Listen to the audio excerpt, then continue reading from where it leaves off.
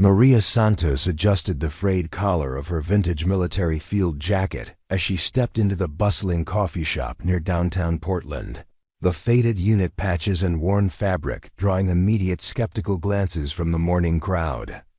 At 34, she had perfected the art of moving through civilian spaces without drawing attention to herself, her weathered combat boots and the quiet efficiency with which she navigated through life, making her nearly invisible among the younger, louder patrons who filled the trendy establishment.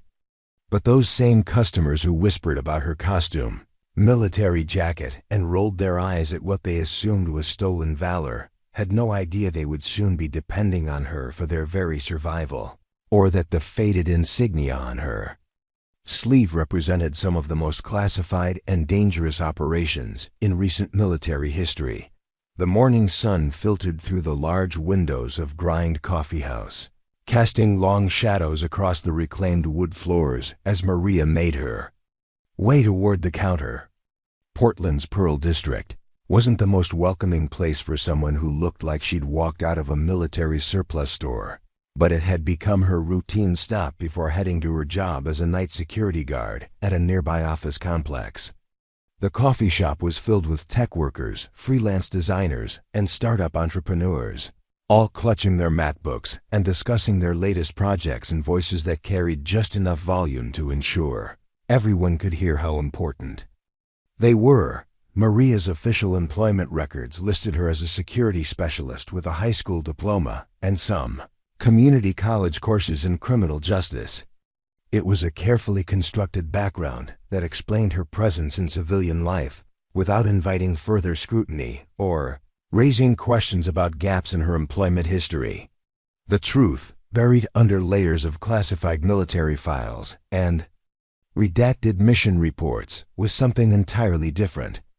The woman behind the tired eyes and worn jacket was Staff Sergeant Maria Elena Santos, former member of the 160th Special Operations Aviation Regiment, the legendary Night Stalkers who had flown some of the most dangerous helicopter missions in Afghanistan and Iraq before her career ended abruptly under circumstances that remained classified. Her field jacket, authentic down to every thread and properly worn according to military regulations, bore the distinctive unit patches that most civilians wouldn't recognize. The 160th SOAR patch on her right shoulder was faded from years of actual wear, not the bright, pristine condition of reproduction items sold in surplus stores. The combat patch on her left shoulder showed the distinctive eagle and lightning bolts of the unit that had carried Navy SEALs and Delta Force operators into some of the most hostile territory on Earth. Small details that spoke to those who knew what to look for, but appeared as nothing more than military costume jewelry to the uninformed observer. The barista, a 20-something woman with perfectly styled purple hair and multiple facial piercings, looked up as Maria approached the counter. Her name tag read Brooklyn, and her expression immediately shifted to one of barely concealed disdain as she took in Maria's appearance. The military jacket, combined with Maria's short-cropped dark hair and the small scar running along her left temple, clearly triggered some kind of negative reaction in the young woman. "What can I get you?" Brooklyn asked, her tone professionally polite but lacking any warmth. Her eyes lingered on the various patches adorning Maria's jacket with obvious skepticism. "Large black coffee, no cream, no sugar," Maria replied, her voice carrying the neutral tone she had developed over years of avoiding unnecessary conversations with civilians who wouldn't understand her background anyway. Brooklyn nodded and turned to prepare the order, but not before exchanging a meaningful glance with another barista, a young man with an elaborate beard and vintage band t-shirt. Their silent communication was clear enough, another veteran wannabe trying to get attention. With military gear, while waiting for her coffee, Maria became aware of the conversations happening at nearby tables. A group of 3 young professionals, all dressed in the casual, expensive uniform of successful millennials, sat at a high-top table near the window. Their conversation had shifted from discussing their latest app development project to commenting on her presence in the coffee shop. "I hate it when people wear military stuff like that," said the woman in the group, gesturing discreetly toward Maria while speaking in a stage whisper that was clearly intended to be overheard. Her name was Ashley, according to the business cards scattered on their table, and she worked for a social media marketing firm. "It's so disrespectful to actual veterans." Her companion, a thin man with carefully styled stubble and expensive-looking glasses, nodded in agreement. "Totally stolen valor," he said, his voice carrying the confidence of someone who had never questioned his own assumptions. "You can buy that stuff anywhere now. Amazon probably has the exact same jacket for $30. The third member of their group, a woman with elaborately braided hair and multiple visible tattoos, joined the conversation with obvious enthusiasm. "My brother served in the Marines, and he says you can always tell the fake ones. They never get the details right, and they wear the gear in places where real veterans would never go."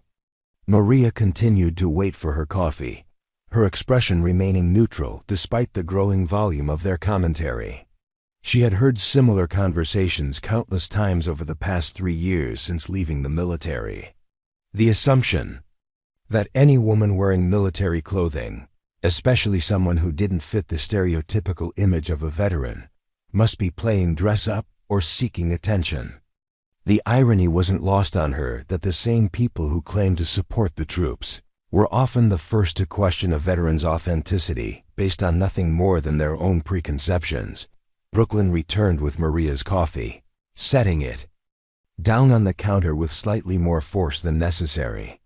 "That'll be $4.50, she said, her tone suggesting that she agreed with the ongoing commentary from the nearby table. Maria handed over exact change, noting the deliberate way Brooklyn avoided making eye contact. As she turned to leave, the conversation from the high-top table grew even more pointed. "Look at how she's walking," Ashley said, not bothering to lower her voice anymore. "All stiff and trying to look military. It's like she's performing for U.S." The bearded man, whose business card identified him as a UX designer named Trevor, added his own observation. "And did you see how she ordered her coffee? Trying to sound all tough and no nonsense. Real soldiers don't need to prove anything to civilians." Maria paused near the door, considering whether to address their comments directly. In the military, disrespect was dealt with immediately and decisively. But civilian life operated under different rules, and engaging with people who had already made up their minds rarely led to productive outcomes. She had learned this lesson through painful experience during her first year out of the service, when she had tried to correct similar misconceptions and been labeled as aggressive or unstable. The third woman at the table, who had introduced herself as Sage during their earlier conversation, decided to take things a step further. "Excuse me," she called out to Maria, her voice dripping with false concern. "I just wanted to let you know that what you're doing is really hurtful to people who actually served our country." Maria turned slowly, her dark eyes meeting Sage's gaze with the kind of steady attention that made most people uncomfortable. "And what exactly am I doing?" she asked, her voice remaining calm and controlled. "Wearing that uniform," Sage replied, her confidence growing with the attention from her friends and other coffee shop patrons who had started to notice the confrontation. "Pretending to be something you're not. It's stolen valor, and it's actually illegal." Ashley joined in, clearly enjoying the drama. "My uncle served in Vietnam, and he would be so offended if he saw someone like you wearing military patches just for attention." Trevor pulled out his phone, apparently preparing to record what he anticipated would be an entertaining confrontation. "Yeah, we should probably report this. There are websites where you can expose people who fake military service." Maria sipped her coffee slowly, studying the 3 young professionals with the kind of assessment she had once used to evaluate potential threats in hostile territory. Their body language, their vocal patterns, their need for social validation. All of it told a story about people who had never faced genuine adversity or been required to make decisions, where lives hung in the balance, preparing and narrating. This type of story took us long efforts and hard work. So if you are enjoying the story, please consider subscribing to our channel. "This is a field jacket," she said finally, her voice carrying a quiet authority that seemed to cut through the ambient noise of the coffee shop. "Specifically, it's an M65 field jacket, modified for aviation use. The patches represent the 160th Special Operations Aviation Regiment, also known as the Night Stalkers. The combat patch indicates deployment with Special Operations Forces in support of classified missions." The technical accuracy of her description seemed to give the three millennials pause, but Ashley quickly rallied. "Anyone can look that stuff up on Wikipedia," she said dismissively. "That doesn't prove anything." Maria nodded once, as if acknowledging a fair point. "You're right," she said. "Anyone can research military uniforms and insignia. Just like anyone can make assumptions about people they don't know based on their appearance." She turned toward the door again, but Sage wasn't finished. "So you admit you're faking it?" she demanded, her voice rising with what she perceived as victory. "I admit that you've already decided what you want to believe," Maria replied, without turning around. Evidence rarely changes minds that are already made up. As she reached for the door handle, Trevor called out one final challenge. "If you're really a veteran, prove it. Show us your military ID or discharge papers or something." Maria paused with her hand on the door, feeling the eyes of the entire coffee shop focused on her. The familiar weight of judgment, of having to constantly prove her worth to people who had never been asked to sacrifice anything for their country. She could feel the small surge of anger that had become so familiar over the past 3 years, the frustration of being dismissed by people who claimed to support veterans while simultaneously questioning their authenticity. "Real veterans," she said quietly, her voice carrying to every corner of the now silent coffee shop, "don't carry their discharge papers to get coffee." The door chimed as she stepped out into the crisp Portland morning, leaving behind a room full of people who had no idea they had just confronted someone who had once piloted helicopters through enemy fire to extract wounded special operations soldiers from behind enemy lines. Someone whose worn field jacket and combat boots had been earned through missions that would remain classified long after everyone in that coffee shop had forgotten this morning's entertainment. Brooklyn watched through the window as Maria walked away, noting something in the woman's posture that suggested their assumptions might have been wrong. But the moment passed quickly as the three millennials resumed their conversation, already turning the confrontation into a story they could share on social media about standing up to stolen valor. None of them noticed the small details that would have told a different story to someone who knew what to look for. The way Maria had automatically scanned the room upon entering, identifying exits and potential threats. The unconscious military bearing that years of civilian life hadn't completely erased. The genuine wear patterns on her jacket that spoke of actual field use rather than costume display. Most importantly, none of them saw the small metal pin attached to her jacket's collar, partially hidden beneath the turned-up fabric. A pin that represented a classified unit citation, awarded for missions that officially never happened, in places that didn't appear on any public map. A pin that, to the right observer, would have immediately identified her as someone whose service had gone far beyond what most people could imagine. As Maria walked toward her security job, she reflected on the irony of her situation. 3 years ago, she had been entrusted with some of the military's most sensitive operations, flying missions that required security clearances most generals never achieved. Today, she was questioned about the authenticity of her service by people whose biggest challenge was deciding which coffee drink to Instagram. The transition from military to civilian Life had been harder than any mission she had flown in Afghanistan. At least in combat, the rules were clear and competence was recognized regardless of gender or appearance. In civilian life, she was constantly having to prove herself to people who had never been tested, never been asked to risk everything for something larger than themselves, but she endured it because she had to. Because the circumstances of her discharge, while honorable, had come with conditions that kept her from discussing the full scope of her military service. Because the mission she had flown, the operations she had supported, and the lives she had helped save existed in a classified world that civilians could never access or understand.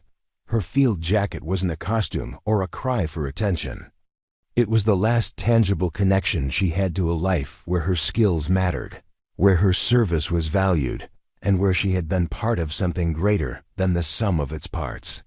Every patch, every piece of worn fabric, every small detail represented not just her personal history, but the collective history of the men and women she had served alongside.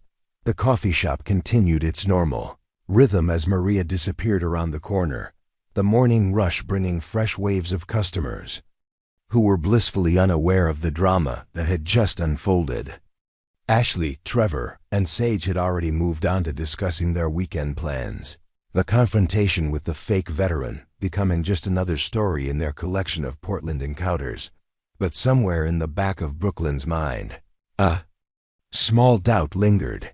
Something about the way the woman had carried herself, the casual accuracy with which she had identified her military gear, the complete lack of defensiveness when challenged.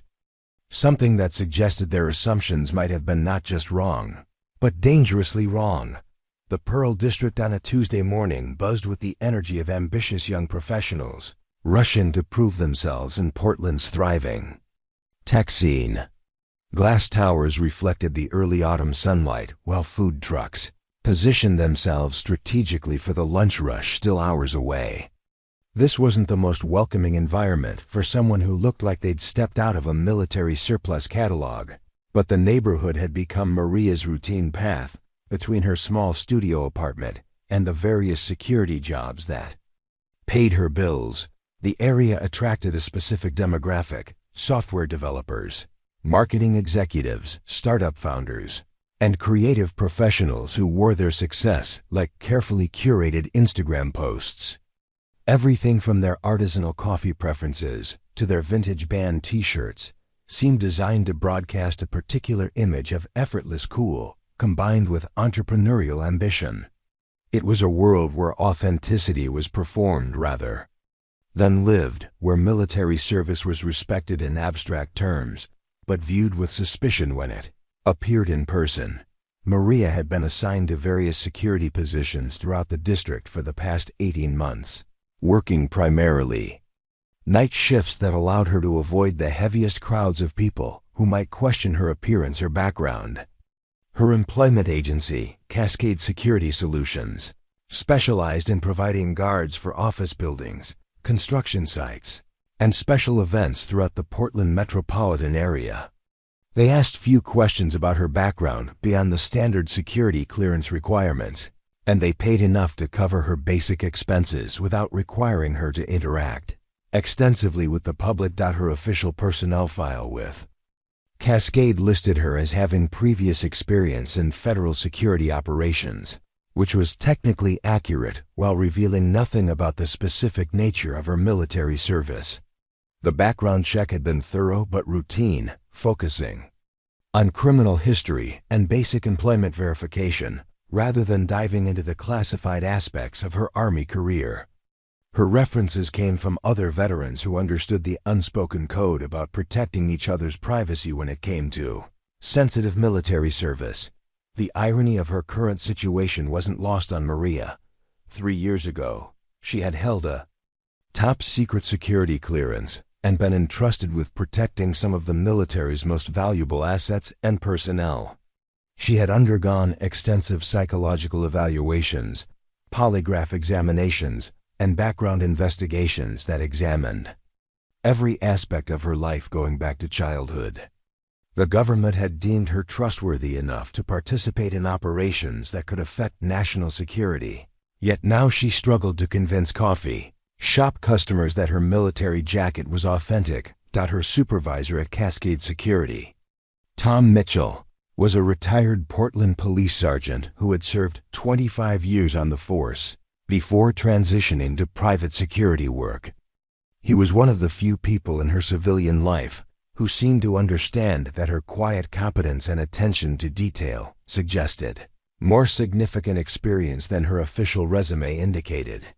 Mitchell never pressed for details about her military background, but he had noticed the way she conducted security sweeps with systematic thoroughness that went beyond standard civilian training.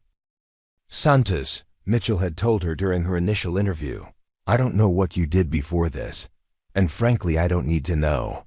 What I do know is that you conduct yourself like someone who's seen the real deal. That's exactly what we need for these contracts." The contracts in question typically involved providing overnight security for office buildings in the Pearl District, ensuring that expensive computer equipment and confidential business information remained secure while the buildings were empty. It wasn't challenging work by military standards, but it required reliability, attention to detail, and the ability to handle unexpected situations without panicking or calling for backup over minor issues. Maria's typical shift began at 11 p.m. and ended at 7 a.m., allowing her to avoid most interactions with the daytime office workers, who might be inclined to question her appearance or background. She preferred the solitude of night security work, the quiet hours when she could focus on her responsibilities without having to navigate the complex social dynamics of civilian workplace interactions. The building she was currently assigned to house 3 different technology companies, a digital marketing firm, and a venture capital office that occupied the top 2 floors.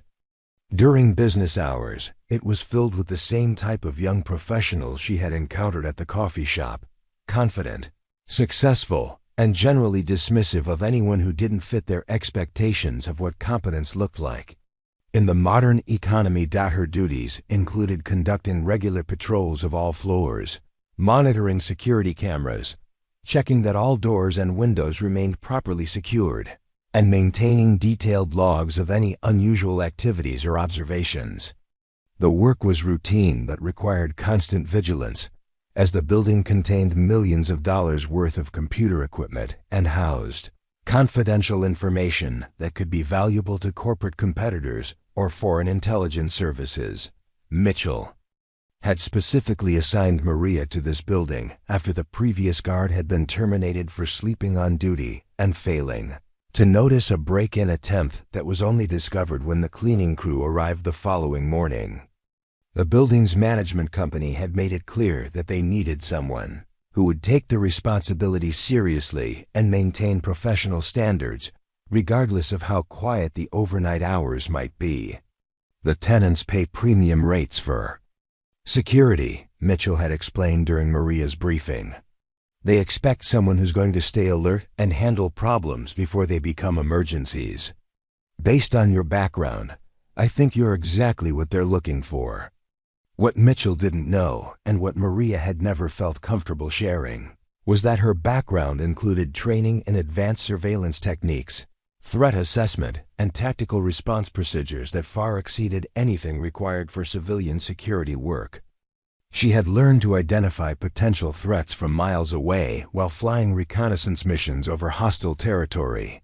Monitoring a quiet office building for suspicious activity was hardly challenging by comparison. The technology companies in the building specialized in different aspects of software development and digital services. Nexus Innovations occupied the 3rd and 4th floors, developing mobile applications for financial services companies. Cascade Creative held the 5th floor, creating digital marketing campaigns for tech startups throughout the Pacific Northwest. The venture capital firm, Portland Ventures, maintained offices on the 6th and 7th floors where they evaluated investment opportunities in emerging technology companies. During her previous shifts, Maria had observed the evening routines. of employees who worked late, noting their habits and schedules with the automatic situational awareness that had been drilled into her during military training. Most of the workers were focused entirely on their screens and deadlines, paying little attention to security concerns or the woman in the worn military jacket who ensured their safety while they worked. Dr. Jennifer Walsh, a software engineer at Nexus Innovations, frequently worked past normal business hours, often staying until 9 or 10 p.m. to complete projects or troubleshoot problematic code. She was in her early 30s, brilliant according to her colleagues, and completely absorbed in her work to the exclusion of almost everything else. Maria had exchanged polite greetings with her during shift changes, but their interactions had been limited to basic acknowledgments of each other's presence. Marcus Chen, the chief technology officer at Cascade Creative, maintained a similar schedule, often burning the midnight oil on client presentations and strategic planning sessions. He was ambitious, articulate, and possessed the kind of confidence that came from consistent professional success. Like most of the building's tenants, he seemed to view security personnel as part of the building's infrastructure rather than as individuals worthy of personal attention or conversation. Sarah Kim worked for Portland Ventures as an investment analyst, responsible for conducting due diligence on potential portfolio companies and market research on emerging technology trends. She typically arrived early and stayed late, driven by the competitive nature of venture capital work and the pressure to identify the next breakthrough company before competitors discovered the same opportunity. These were the people whose safety and security Maria was responsible for protecting. Individuals who represented the cutting edge of Portland's technology scene and who controlled significant financial resources and intellectual property. They were successful, educated, and sophisticated in their respective fields, but they moved through their professional lives with the assumption that security and safety were simply services that could be purchased rather than skills that required specialized training and experience. The building itself was a study in modern urban architecture, featuring floor-to-ceiling windows, open-concept workspaces, and state-of-the-art security systems that complemented rather than replaced human oversight. Each floor required different access credentials, and the elevator system was programmed to restrict movement between floors based on employee authorization levels. The top floors housing Portland Ventures required additional security measures due to the sensitive financial information stored in their databases. Maria's patrol routes took her through each floor systematically, checking for any signs of unauthorized access, equipment tampering, or security breaches that might compromise the building's tenants. Her military training in reconnaissance and surveillance made her naturally observant of details that civilian security guards might overlook: unusual patterns in network activity, signs that computer equipment had been accessed or moved, evidence of attempted entry through secured areas. The irony of her situation was never more apparent than during these quiet night shifts, when she was trusted with protecting millions of dollars in assets and confidential information, yet still faced skepticism about the authenticity of her military service during routine interactions with civilians. The same attention to detail and situational awareness that made her an effective security guard were products of training and experience that most people couldn't imagine, let alone respect. Her field jacket, which had drawn such criticism at Croquet, the coffee shop, was perfectly suited for the climate-controlled office environment where she worked. The multiple pockets contained the various tools and equipment necessary for security work: flashlight, radio, keys, incident report forms, and emergency contact information. Every item had its designated place, organized with the same systematic approach she had once applied to aviation equipment and mission-critical supplies. The building's management company, Premier Properties Pacific, had been impressed with Maria's performance during her first few months on the assignment. Her incident reports were detailed and professional. Her response times to security alerts were consistently fast, and she had successfully identified and prevented 2 separate attempts by unauthorized individuals to gain access to tenant offices after business hours. We've never had security personnel who pay attention to details the way Santos does, the property manager had told Mitchell during a recent contract review. She notices things that other guards would miss, and she handles situations with exactly the right level of professionalism. What the property manager didn't realize was that Maria's professionalism was the result of military training that had prepared her to handle situations far more complex and dangerous than office building security. Her ability to remain calm under pressure, make quick decisions based on limited information, and maintain detailed documentation of incidents were skills that had been honed during deployments, where mistakes could cost lives. The venture capital firm on the top floors presented unique security challenges due to the confidential nature of their business operations.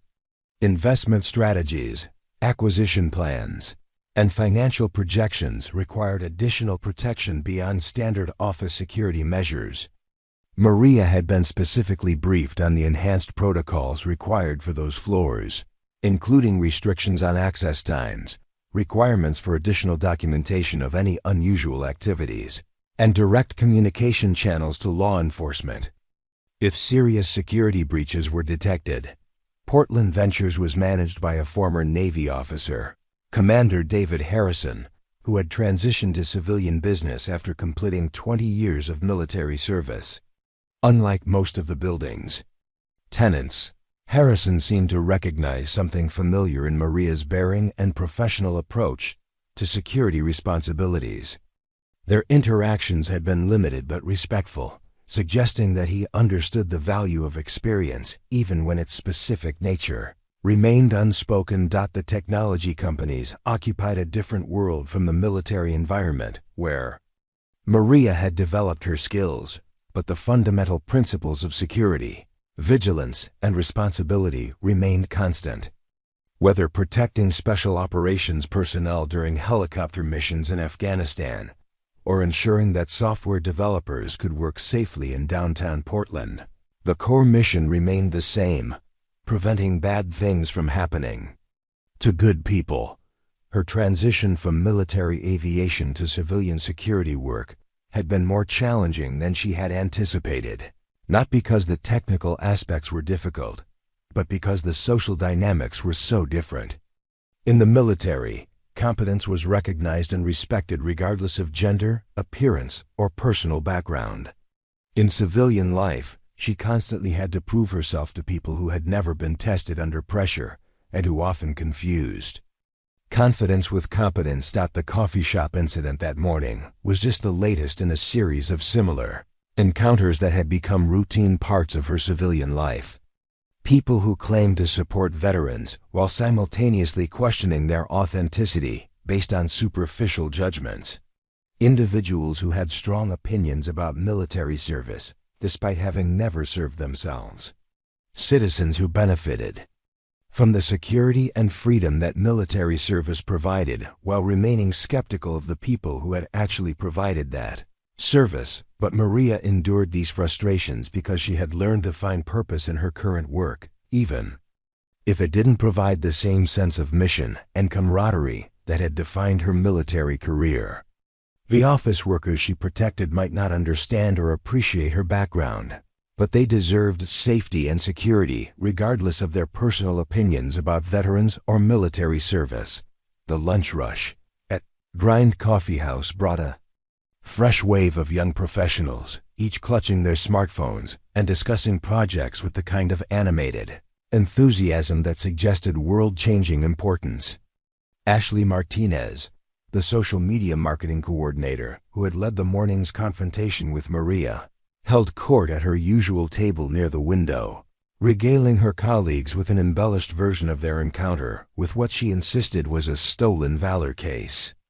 "I'm telling you, she was completely fake," Ashley announced to her expanded audience, which now included 2 additional co-workers from her firm, Digital Dynamics Marketing. The whole military thing was obviously an act. Real veterans don't dress up like they're going to a costume party. Her original companions from the morning, Trevor Kim and Sage Williams, nodded in agreement while scrolling through their phones to research military regulations and uniform standards. They had spent the better part of their lunch break becoming instant experts on military protocol, armed with Wikipedia, articles and veteran advocacy websites that they believed qualified them to identify authentic service members. "Look at this," Trevor said, holding up his phone to display a military surplus website. "You can buy that exact same jacket online for $67. Patches included." She probably ordered the whole outfit from some website and thought no one would know the difference. Sage had taken the investigation a step further, creating a social media post about the encounter that was already gaining traction among their network of Portland millennials.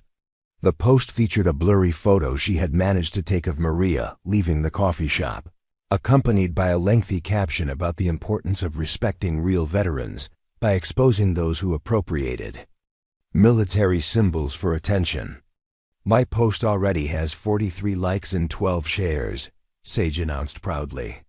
"People are really responding to this message about stolen valor awareness. This could actually become a whole campaign for our agency." The newcomers to their table, marketing specialists Jake Morrison and Emma Chun, listened with growing interest as Ashley provided increasingly dramatic details about the morning's confrontation. In each retelling, Maria's responses became more suspicious, her appearance more obviously fraudulent, and their own moral courage in confronting her more heroic. "The way she tried to act all tough and military," Ashley continued, her voice carrying across several nearby tables. "It was so obviously rehearsed, like she had practiced her little speech in the mirror. Real soldiers don't need to prove themselves to civilians by spouting off technical jargon." Emma, who worked primarily on social justice campaigns for nonprofit clients, found herself particularly invested in the narrative. "This is actually a really important issue," she said, pulling up articles on her tablet about stolen valor prosecutions. "There are federal laws against this kind of impersonation. We might have witnessed an actual crime." Jake, meanwhile, had begun researching local veteran support organizations, ostensibly to report the incident, but actually to position himself as an ally in what he saw as a trending social justice cause. "I'm going to reach out to some veteran groups on Twitter," he announced. "They need to know about people like this who are making a mockery of military service." The conversation attracted attention from other patrons, several of whom had their own opinions about military service, veteran authenticity, and the broader cultural implications of stolen valor. A freelance journalist named David Park overheard portions of their discussion and began discreetly taking notes, sensing a potential story about Portland's veteran community and civilian perceptions of military service. "I served in the National Guard for 6 years, Park interjected, approaching their table with the confidence of someone who possessed actual military experience. "Mind if I ask what specifically made you think this person was fake?" Ashley eagerly recounted the encounter, emphasizing what she considered the most damning evidence: Maria's gender, her apparent age, the condition of her military jacket, and most importantly, her refusal to provide documentation proving her service when challenged by complete strangers in a coffee shop. Park listened with growing unease, recognizing several red flags in their narrative that suggested they might have made serious errors in judgment. "Did you notice what specific unit patches she was wearing?" he asked carefully. "Some helicopter thing," Trevor replied dismissively. "Probably the most elite-sounding unit she could find online. These fake veterans always go for the most impressive-looking stuff." "And she claimed it was something called the Night Stalkers," Sage added, consulting her phone notes. "Which sounds totally made up, like something from a video game." Park's expression shifted to something approaching alarm. The 160th Special Operations Aviation Regiment, known as the Night Stalkers, represented one of the most elite and secretive units in the entire U.S. military. Their operations were heavily classified, their personnel carefully vetted, and their service records often sanitized to protect operational security. If the woman they had confronted was actually a Night Stalker veteran, they had just publicly humiliated someone whose military service was both authentic and extraordinary. "The Night Stalkers are real," Park said quietly, his voice carrying a gravity that cut through their enthusiasm. "They're the helicopter unit that flew the Bin Laden raid. If someone was actually assigned to that unit, their service would be significantly more dangerous and important than most people could imagine." The marketing professionals exchanged uncertain glances, their confidence beginning to waver in the face of Park's obvious knowledge and concern.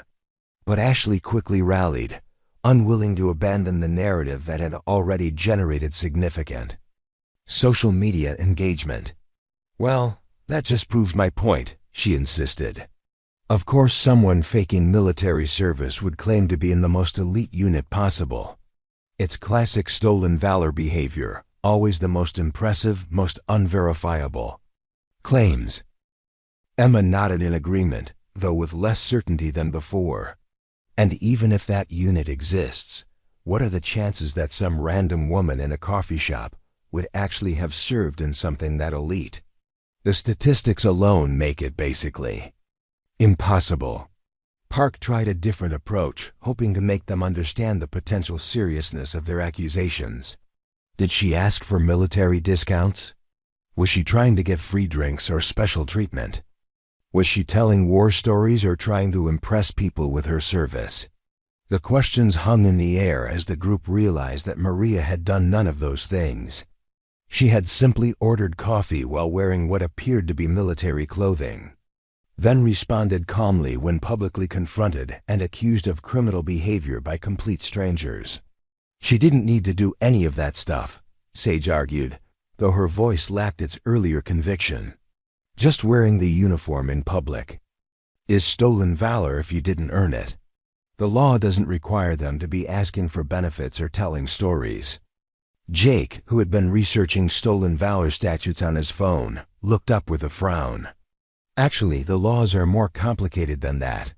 The Supreme Court ruled that just wearing military clothing isn't illegal unless there's intent to deceive for material benefit. And even then, it has to be specific medals or decorations that are protected."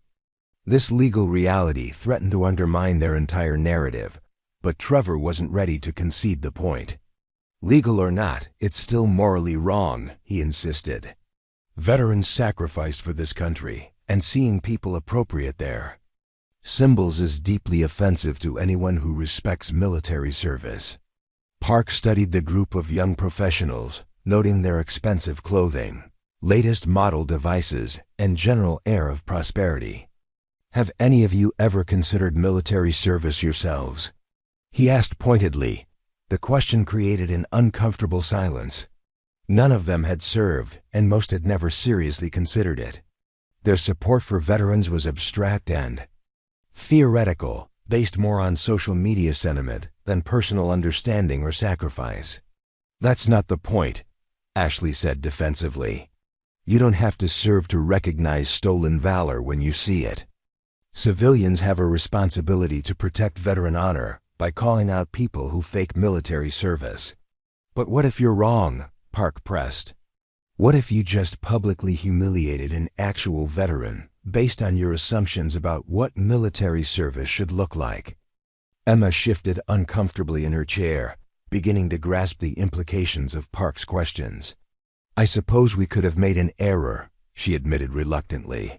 "But it's better to err on the side of protecting veteran honor than to let stolen valor go unchallenged."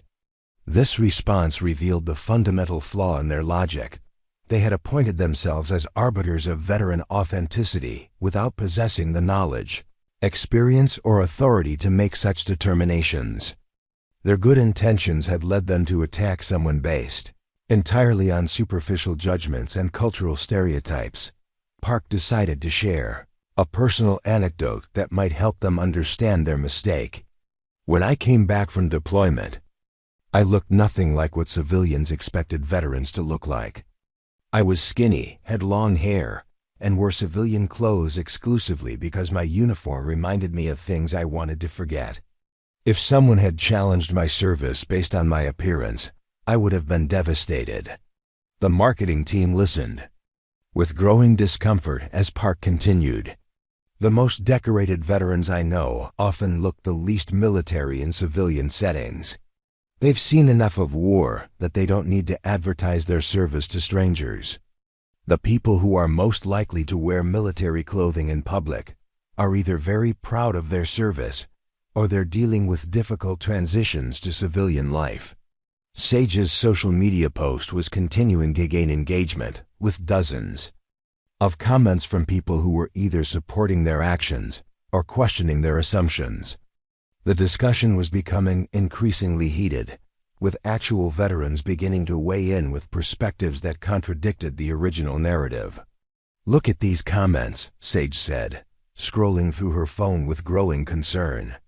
"Some people are saying we should have minded our own business. Others are asking for more details about the unit patches and specific military items." One comment in particular caught their attention, posted by someone with obvious military knowledge. 160th SOAR is legit and highly classified. If someone is wearing those patches, they either earned them or they're taking a huge risk impersonating one of the most elite units in the military. Maybe do some research before accusing people of stolen valor. Trevor attempted to defend their position in the comments, but he was quickly overwhelmed by responses from actual veterans who pointed out the flaws in his reasoning and the potential harm of false accusations. The social media discussion was spiraling beyond their control, with more questions being raised about their behavior than about Maria's authenticity. "Maybe we should delete the post," Emma suggested quietly. "This is getting more complicated than we expected, and we might be making things worse." But Ashley remained committed to their original position, unwilling to admit error in such a public forum. "We did the right thing," she insisted, "even if we were wrong about this specific person. Raising awareness about stolen valor is important. Veterans deserve to have their service protected from imposters." Preparing and narrating this type of story took us long efforts and hard work. So if you are enjoying the story, please consider subscribing to our channel. Park shook his head in frustration, recognizing the circular logic that was preventing them from acknowledging their mistake. Veterans deserve to be treated with respect by civilians who don't question their service based on appearance or gender. You've potentially harassed someone whose military service was probably more dangerous and important than anything most people could imagine.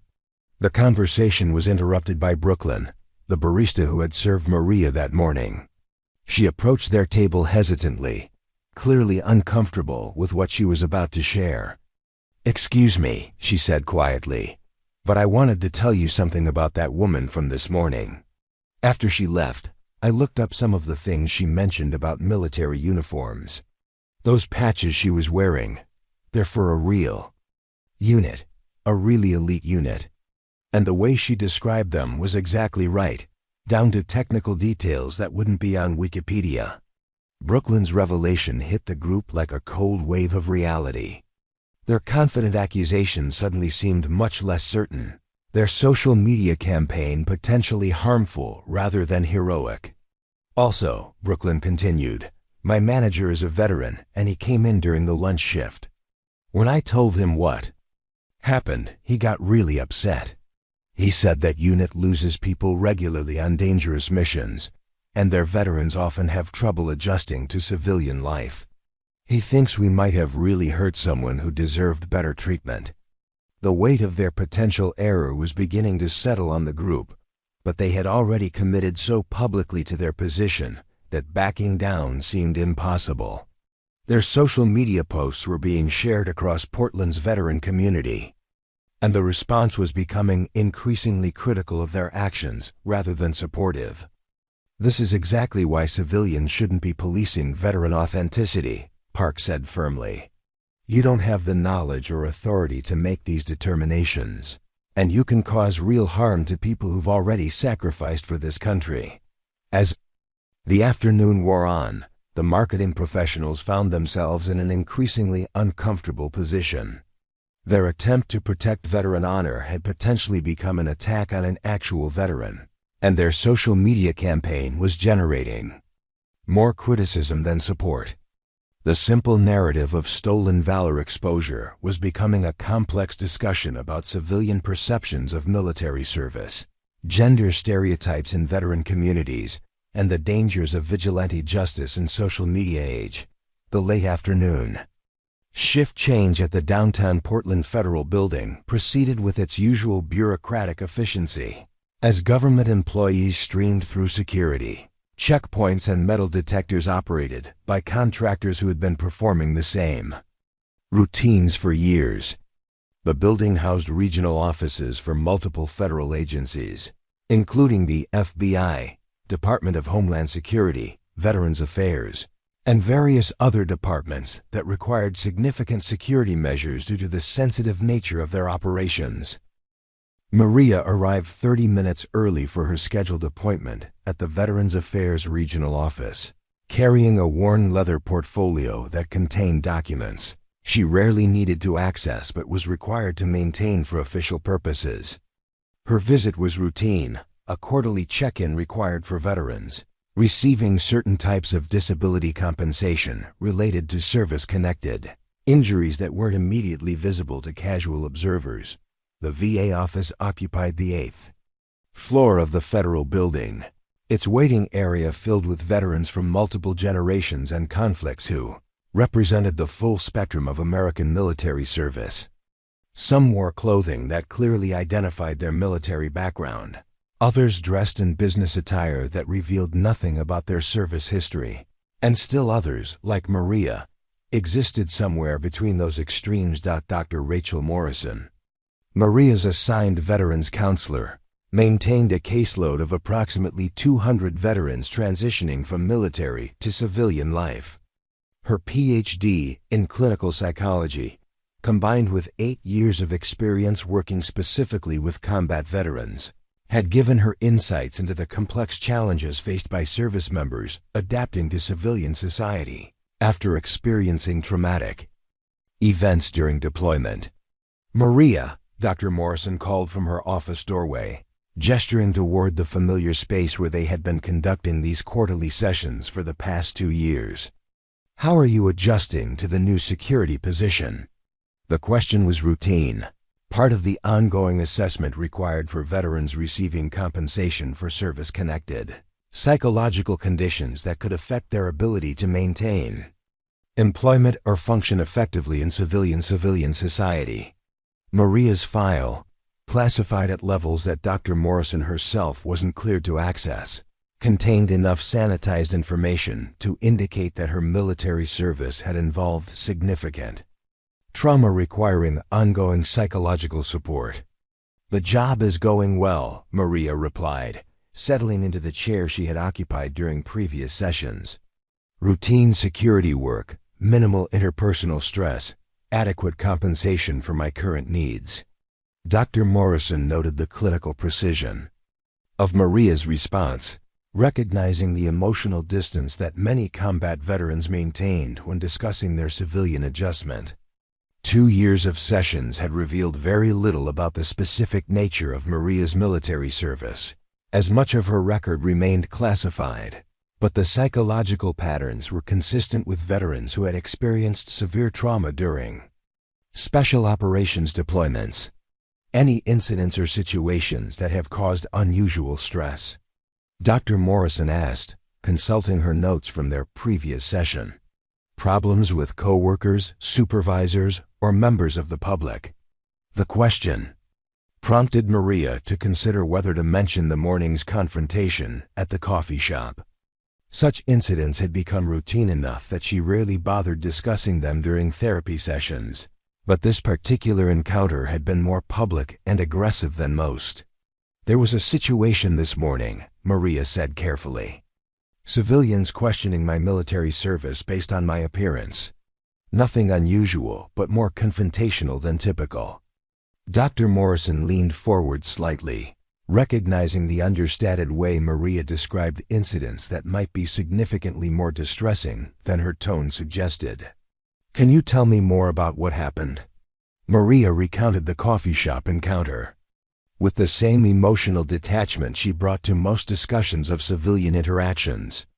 Her description focused on factual details rather than emotional responses, a coping mechanism that allowed her to process difficult situations without becoming overwhelmed by feelings of anger or frustration. "These accusations of stolen valor," Dr. Morrison said when Maria finished her account, "how do they affect you emotionally?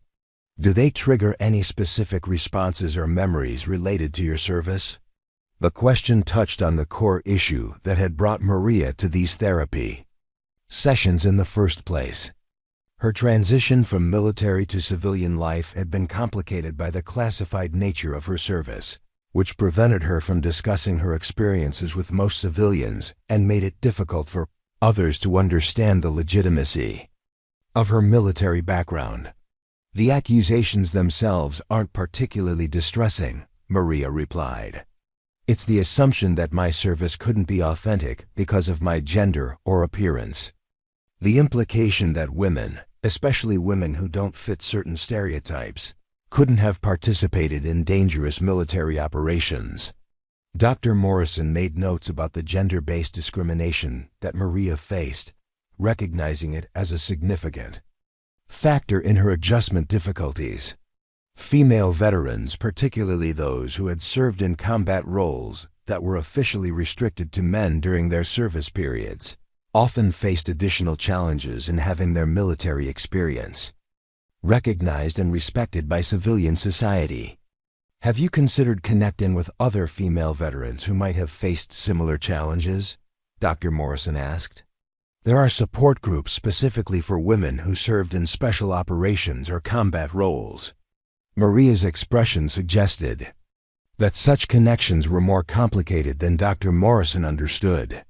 The classified nature of her service meant that discussing her experiences with other veterans could potentially violate security protocols, even in therapeutic settings designed to support veteran adjustment. "My clearance restrictions limit what I can discuss, even with other veterans," Maria said. "Most support groups aren't equipped to handle conversations about classified operations or units whose existence isn't publicly acknowledged." This revelation provided Dr. Morrison with new insight into the isolation that Maria experienced in civilian life. Not only was she dealing with the standard challenges of military to civilian transition, but she was also carrying the burden of service experiences that she couldn't share with anyone who hadn't been cleared to know about them. Meanwhile, across the city at the Pearl District coffee shop, the social media controversy surrounding Maria's confrontation was continuing to escalate throughout the afternoon. Sage's original post had been shared across multiple veteran advocacy groups, generating heated discussions about stolen valor, civilian responsibility, and the treatment of female veterans in American society. Commander David Harrison, the former Navy officer who managed Portland Ventures from the top floors of Maria's security building, was among the veterans who had seen the social media posts circulating through Portland's veteran community.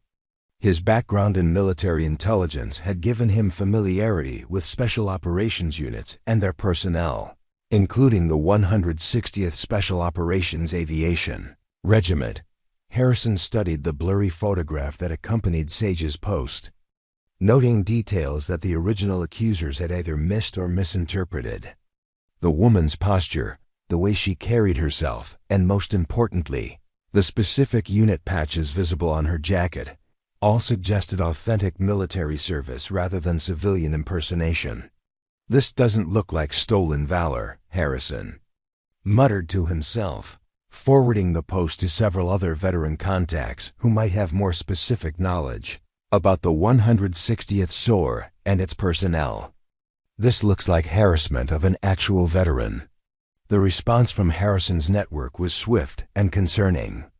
Multiple former Special Operations personnel confirmed that the unit patches and insignia visible in the photograph were authentic, properly worn according to military regulations, and represented one of the most elite aviation units in the entire Department of Defense. Master Sergeant, retired Jennifer Walsh, who had served as a liaison between Special Operations, aviation units, and ground forces during deployments in Afghanistan, provided the most detailed analysis of the social media posts.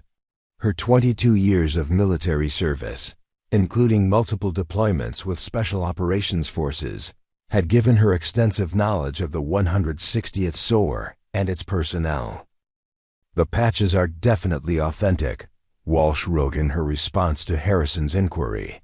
"The combat patch placement is correct, the unit insignia are properly positioned, and the wear patterns on the jacket suggest actual field use rather than costume display." Whoever confronted this person probably just humiliated a legitimate Night Stalker veteran.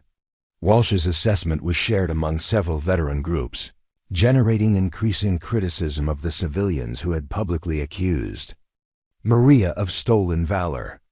The discussion was expanding beyond Portland's local veteran community to include national organizations focused on supporting female veterans and combating discrimination against women who had served in combat roles. Dr. Patricia Chun, a researcher at Portland State University who studied veteran transition issues, became aware of the social media controversy through her professional networks. Her research had focused specifically on the challenges faced by female veterans, particularly those who had served in roles that were officially restricted to men during their periods of service. "This is exactly the kind of discrimination that makes civilian transition so difficult for female veterans," Dr. Chun posted in response to the circulating social media discussions. "Women who served in combat roles are constantly having their service questioned by civilians who assume that military service, especially elite military service, is exclusively male." The academic perspective provided additional context for the social media controversy, with Dr. Chen explaining how gender stereotypes and assumptions about military service contributed to the harassment and discrimination faced by female veterans in civilian society. Back at the federal building, Maria's therapy session was continuing with Dr. Morrison's exploration of the psychological impact of civilian misunderstanding about her military service. The conversation had revealed layers of frustration and isolation that Maria rarely discussed, even in therapeutic settings. "The assumption that my service couldn't be authentic because I'm a woman," Maria said, her emotional control beginning to show signs of strain. "It invalidates everything I sacrificed for this country. Every mission, every risk, every person I helped save. None of it matters if civilians decide I don't look like their idea of what a veteran should be." Dr. Morrison recognized the deep anger and hurt beneath Maria's measured words, emotions that had been carefully suppressed during 2 years of therapy sessions. The morning's confrontation had apparently triggered feelings that went far beyond the immediate incident. "Your service was real," Dr. Morrison said firmly. "The people who questioned it don't have the knowledge or authority to make judgments about your military background. Their opinions don't change the reality of what you accomplished." The validation seemed to help Maria regain some of her emotional equilibrium. But Dr. Morrison could see that the accumulated impact of similar incidents was taking a psychological toll. The combination of classified service that couldn't be discussed and civilian assumptions that delegitimized her military experience was creating a form of isolation that few veterans had to endure.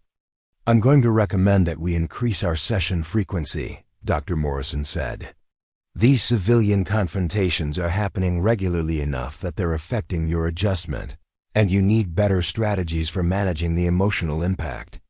Maria nodded, recognizing that her usual approach of simply enduring civilian misunderstanding wasn't sustainable long-term.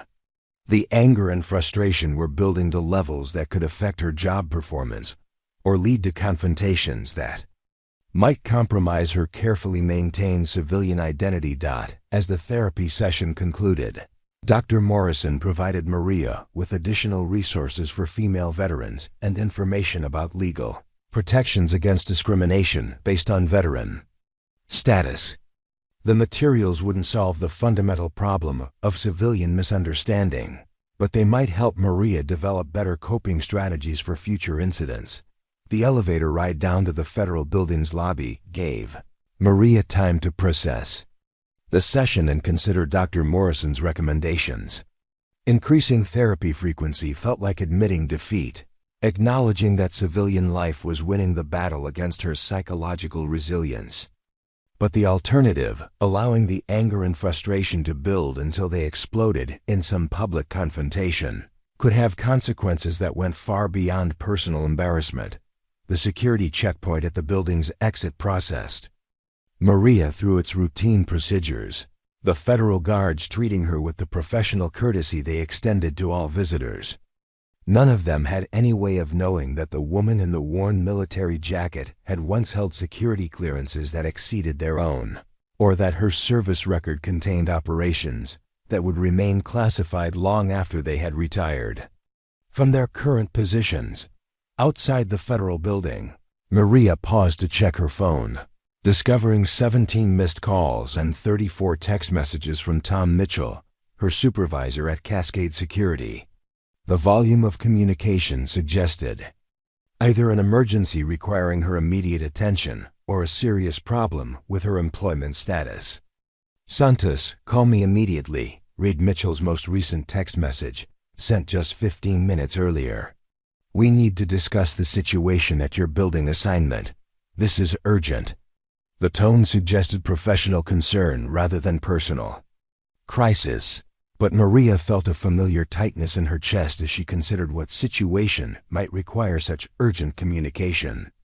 Her performance had been exemplary, her incident reports thorough and professional, and she had received no indication of problems with her work quality or reliability. As she walked toward the parking garage, where she had left her motorcycle, Maria dialed Mitchell's number with growing apprehension. The call was answered before the first ring finished, suggesting that her supervisor had been waiting for her response. "Santos," Mitchell's voice carried a tone she had never heard from him before, part concern, part confusion, and part something that might have been awe. "Where the hell are you, and what exactly did you do in the Army?" The question hit Maria like a physical blow, suggesting that somehow her classified military background had been exposed or discovered. The careful identity she had maintained for 3 years was apparently no longer secret, with implications that could affect not only her current employment, but her future ability to maintain the low-profile civilian life she had built. "I'm at the federal building," she replied carefully. "What's the nature of the emergency?" "The emergency," Mitchell said, his voice dropping to a near whisper, "is that I just got off the phone with a 2-star general who wants to speak with you personally. He says he knows exactly who you are, and that some civilians in Portland have made a very serious mistake." The Portland Federal Building's parking garage hummed with the quiet efficiency of government infrastructure as Maria stood beside her motorcycle, processing the implications of Mitchell's revelation. A 2-star general seeking her out meant that someone with significant military authority had become aware of the morning's confrontation, suggesting that the social media posts about her alleged stolen valor had reached far beyond Portland's civilian community. "General Morrison wants to meet with you immediately," Mitchell continued, his voice carrying the nervous energy of someone who had suddenly realized his employee might be far more significant than her personnel file indicated. "He's flying up from Joint Base Lewis McChord specifically for this conversation." "Maria, what kind of clearance did you have in the Army?" The question confirmed Maria's worst fears about her carefully constructed civilian identity beginning to unravel. General Morrison's name was familiar to her from her military service. He had been a colonel when she was still active duty, serving as commanding officer for Special Operations aviation units across multiple theaters of operation. His promotion to 2-star rank and current position overseeing Pacific Northwest. Military installations meant that he possessed both the authority and knowledge to access her classified service records. "I can't discuss my previous clearance levels," Maria replied, maintaining the operational security protocols that had been drilled into her during military service. "Where does the general want to meet?" Mitchell's breathing was audible through the phone as he struggled to process this development. In 3 years of working with Cascade Security, he had never encountered a situation where active-duty generals were demanding immediate meetings with his security guards. The implications suggested that Maria's background involved federal agencies and military units, far beyond anything he had imagined.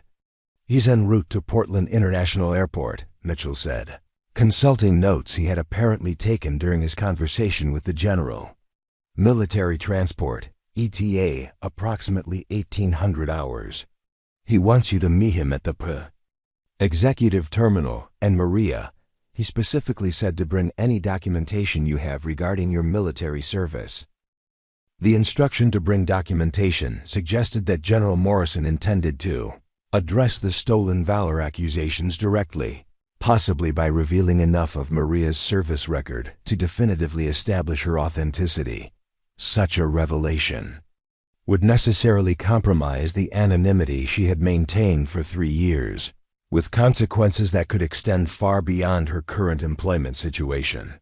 "I'll be there," Maria said, ending the call and immediately beginning to consider the strategic implications of this unexpected development.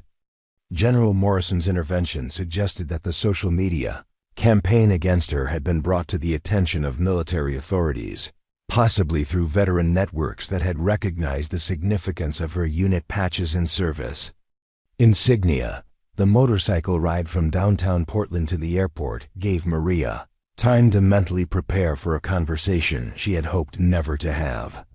Her transition to civilian life had been predicated on maintaining complete separation from her military identity, allowing Staff Sergeant Maria Santos to disappear into the anonymous ranks of private security workers and part-time veterans struggling with civilian adjustment.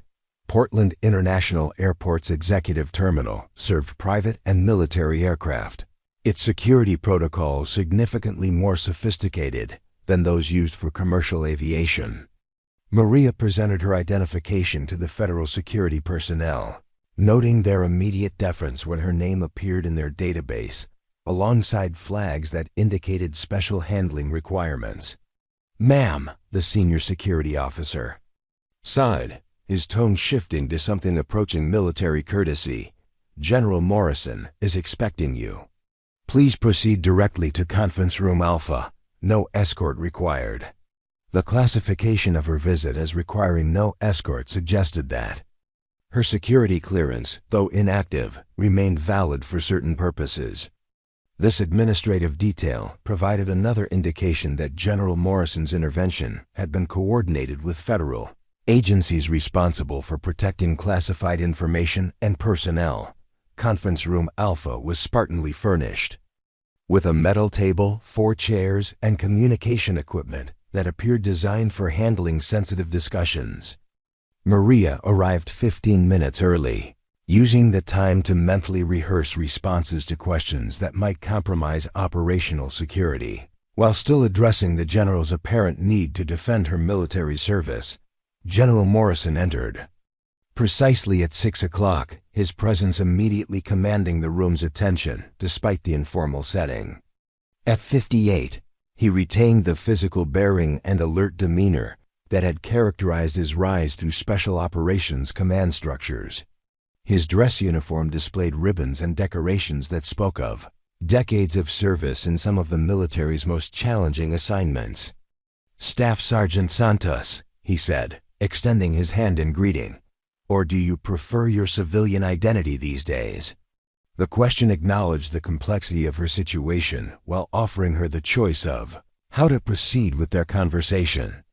General Morrison's use of her military rank suggested both respect for her service and recognition that her civilian identity might be a necessary protection rather than simply a preference. "General Morrison," Maria replied, accepting his handshake with military courtesy. "I appreciate you taking time to address this situation personally." Morrison gestured for her to sit, settling himself across the table with the relaxed confidence of someone who had conducted thousands of similar conversations throughout his career. His presence in Portland, specifically to address civilian accusations against a former subordinate, suggested that the morning's confrontation had implications beyond what Maria had initially understood. "Let's start with the obvious question," Morrison said, removing a manila folder from his briefcase. "Are you aware that your encounter this morning was recorded and posted on social media, platforms that are monitored by military intelligence services?" The revelation that her confrontation had been captured on video and was being analyzed by military intelligence represented a significant escalation beyond civilian social media controversy. Such monitoring suggested either routine surveillance of veteran-related incidents or specific interest in protecting the identities of personnel with classified backgrounds. "I was not aware of video recording," Maria replied carefully. "The civilians involved mentioned social media posts, but I assumed they were limited to written descriptions and possibly photographs." Morrison opened the folder, revealing printouts of social media posts, screenshot images, and what appeared to be intelligence assessments of the incident's potential security implications. The thoroughness of the documentation suggested that military authorities had been tracking the situation for several hours. "The video shows civilians publicly accusing you of stolen valor while you're wearing authentic 160th SOAR insignia," Morrison continued. "It also shows you responding with technical knowledge about military uniforms and unit designations that would be very difficult for civilians to fake convincingly." Maria studied the general's expression, trying to determine whether his intervention represented support for her position or concern about security breaches related to her classified service. General Morrison's background in special operations suggested that he understood both the sensitivity of Night Stalker operations and the importance of protecting personnel who had participated in them. "Sir, I maintained operational security throughout the encounter," Maria said. "No discussion of classified operations, personnel, or mission details. My responses were limited to publicly available information about uniform regulations and unit designations." Morrison nodded approvingly, suggesting that his review of the incident had reached similar conclusions about her adherence to security protocols. "Your operational security was exemplary," he agreed.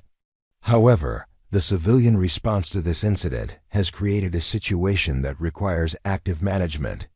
The phrase "active management" in military parlance typically referred to operations designed to control information flow and protect sensitive personnel or operations from public exposure.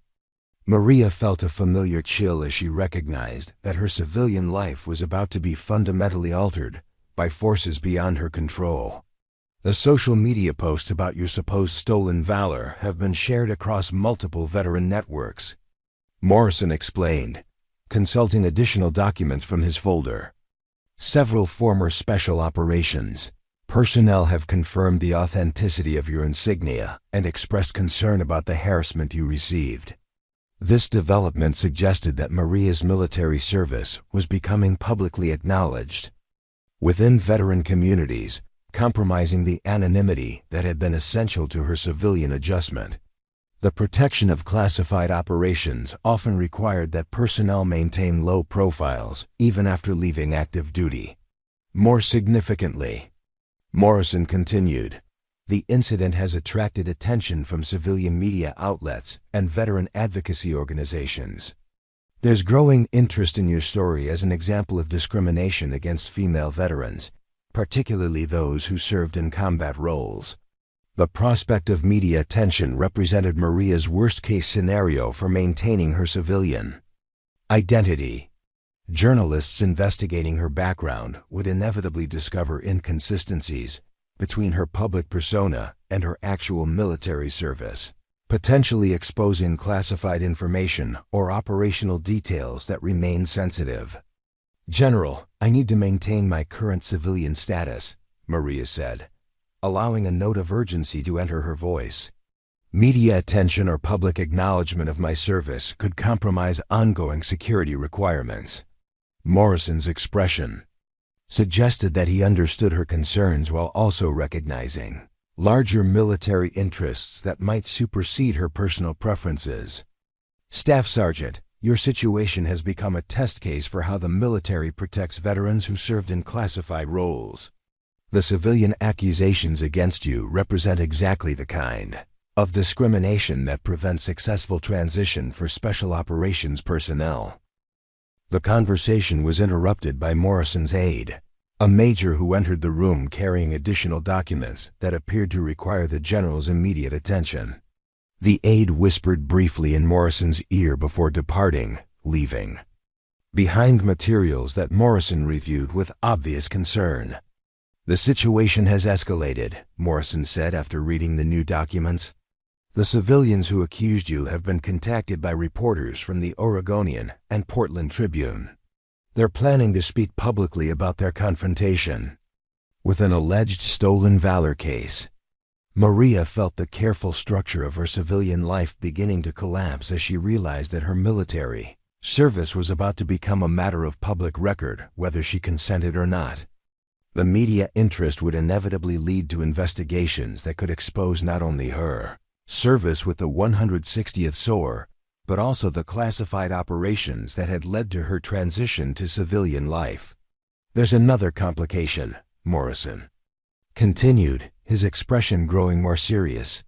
"Intelligence services have identified social media accounts that appear to be amplifying the stolen valor accusations using coordinated messaging techniques. There's concern that foreign actors might be attempting to exploit this incident to embarrass the military or expose special operations personnel."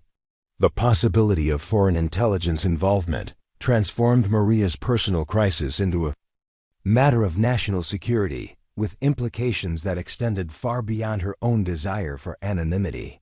If hostile actors were using her situation to identify or target special operations veterans, then military authorities would be obligated to take protective measures regardless of her personal preferences.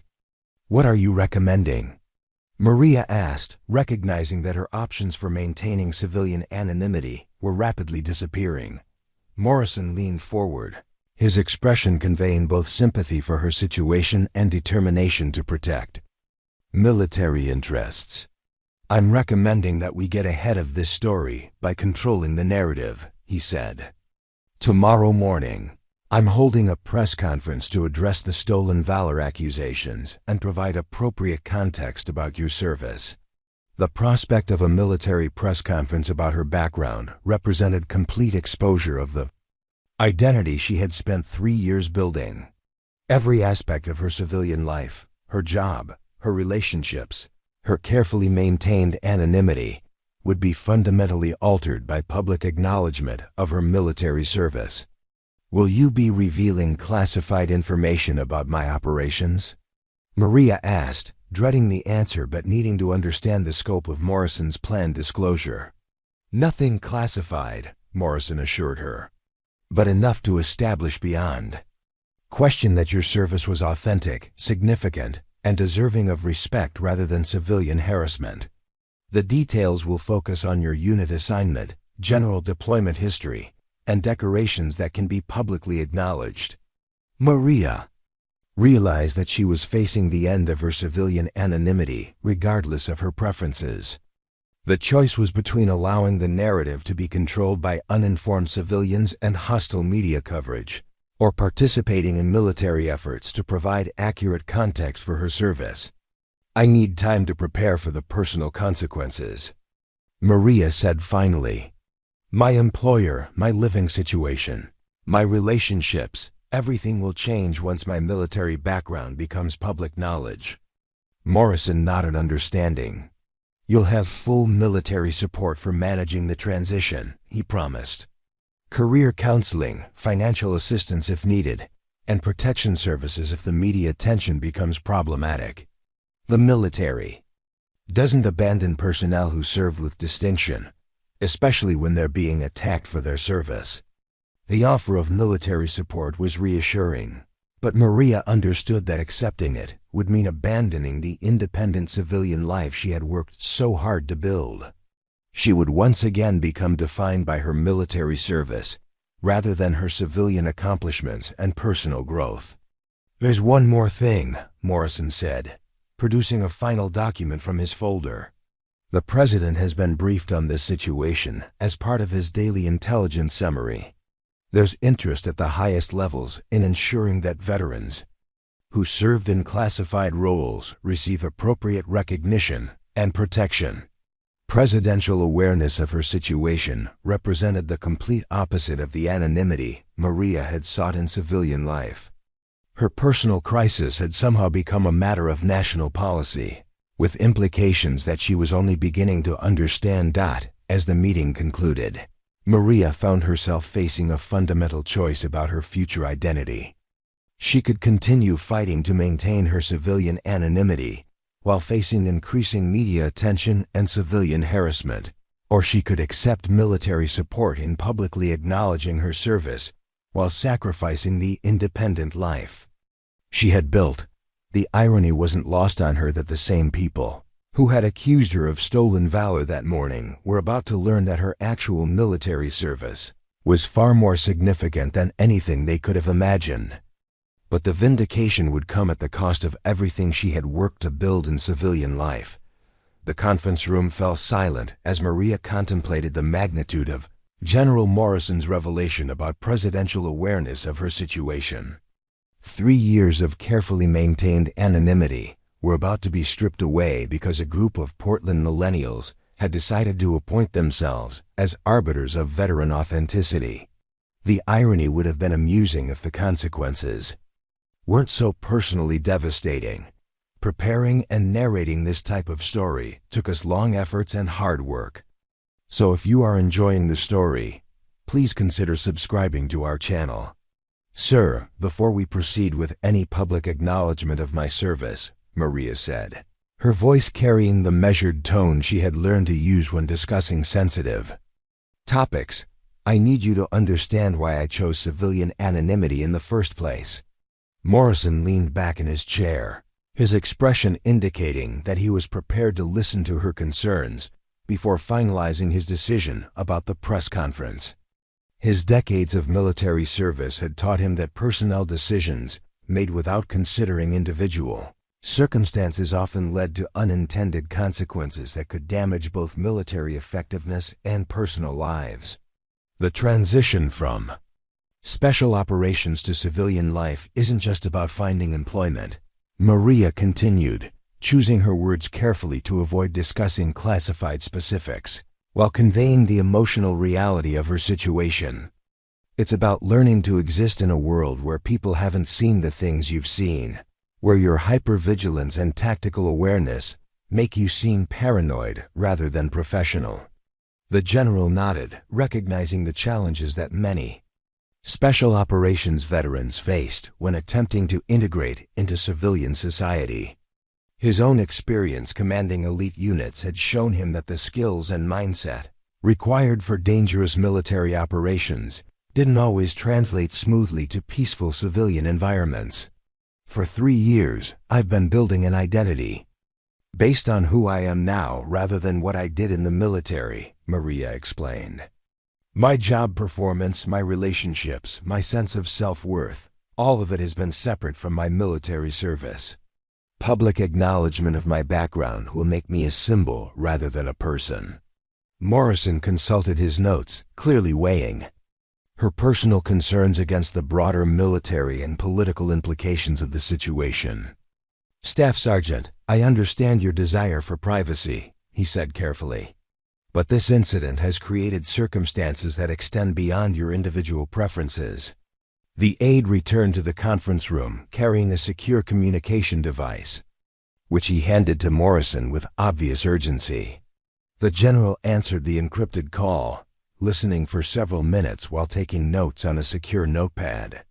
His expression grew increasingly serious as the conversation progressed.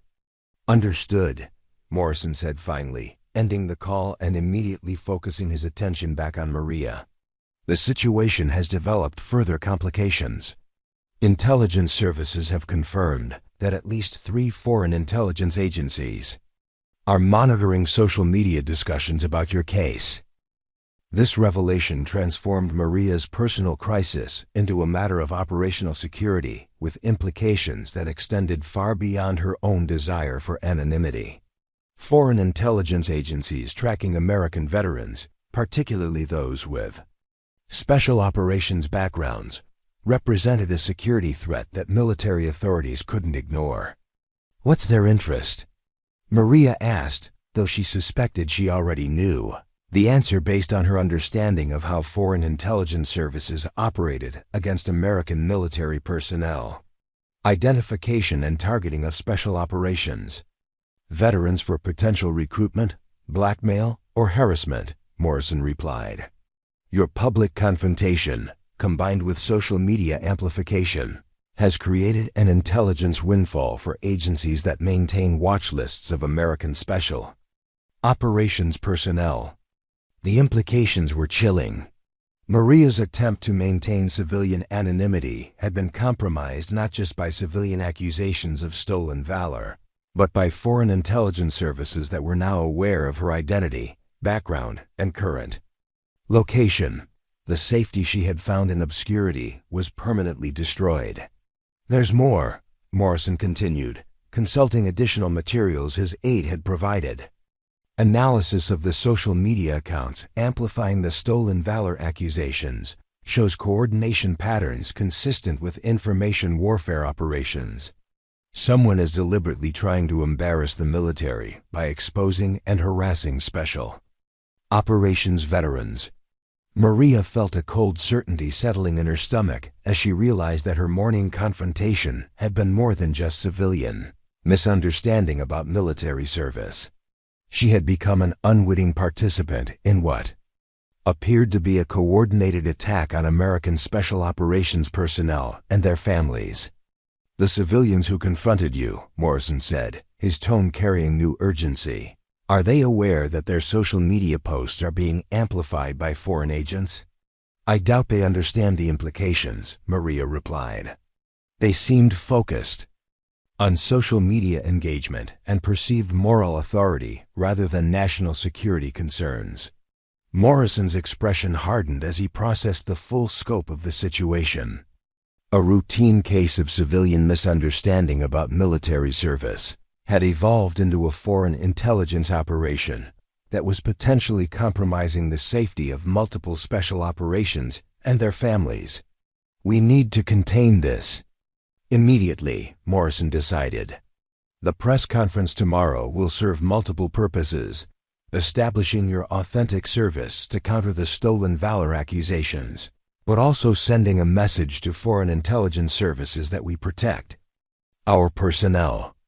The aide returned once again, this time carrying materials that appeared to be surveillance photographs and intelligence reports. Morrison reviewed them quickly, his expression growing increasingly concerned as he absorbed their contents. "Staff. Sergeant, I need to brief you on additional security concerns," Morrison said, his tone shifting to the formal cadence he used for operational briefings.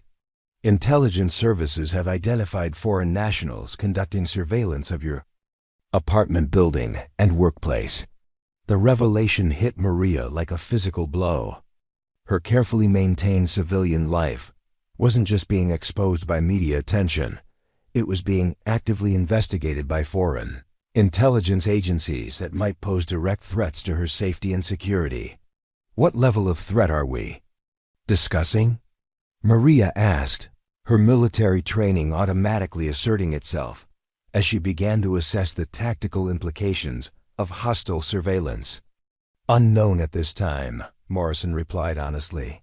"The surveillance could be routine intelligence gathering, preparation for recruitment attempts, or preliminary steps for more aggressive actions.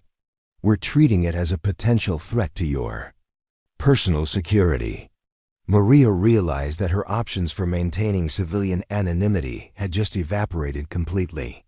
Whether she cooperated with Morrison's press conference or not, foreign intelligence services now knew her identity and location.